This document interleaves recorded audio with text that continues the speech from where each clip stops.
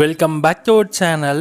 RJ Balaji டைரக்ஷனில் நம்ம Surya sir, Trisha மற்றும் ஆர்ஜே பாலாஜியோட ஆக்டிங் ரெடியாக இருக்கிற கருப்பு அப்படிங்கிற ஒரு Tamil action commercial drama movie இனியிலிருந்து உங்களுக்கு தேட்டரில் அவ்வளோ இருக்க வேண்டியது. ஆக்சுவலி இன்னைக்கு காலைல எஃப்டிஎஃப்ஐ ஷோஸ் மட்டும் இல்லாமல் மதியம் நியூன் ஷோஸுமே கேன்சல் பண்ணியிருக்காங்க. ஸோ ஆகையால் இப்போ என்ன பிரச்சனை போயிட்டுருக்குன்னா, இன்னும் பிரச்சனை முடியல. இந்த படத்தோடைய ஃபினான்ஷியல் இஷ்யூ தான். ஸோ கிட்டத்தட்ட ஏதோ some numbers of கோடிஸ்.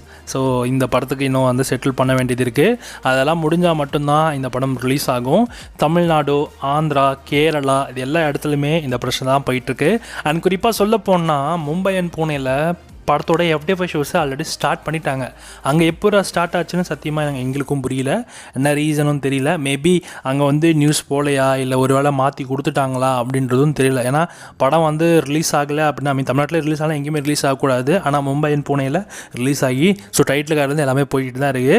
So maybe middle of the மூவியில் கூட அவங்கள வெளில போங்கடா படம் கேன்சல் அப்படின்னு சொல்ல கூட வாய்ப்பு இருக்குது. இப்போ இந்த படம் நமக்கு இன்றைக்கி ரிலீஸ் ஆகுமா இல்லையன்றது தான் எல்லாரோட மனசுலையும் ஒரு கேள்வி இருக்கும். ஆக்சுவலி இந்த படத்தோட இஷ்யூ இன்னும் ஒரு 2 3 மணி நேரத்துக்குள்ளே இந்த படத்தோட இஷ்யூஸ் எல்லாமே சார்ட் அவுட் பண்ணுற மாதிரி தான் அவங்க பிளான் பண்ணியிருக்காங்க. மேக்ஸிமம் ஈவினிங் ஷோஸ்லேருந்து இந்த படம் ரன் ஆகும் அப்படின்ற மாதிரி சொல்லப்படுது.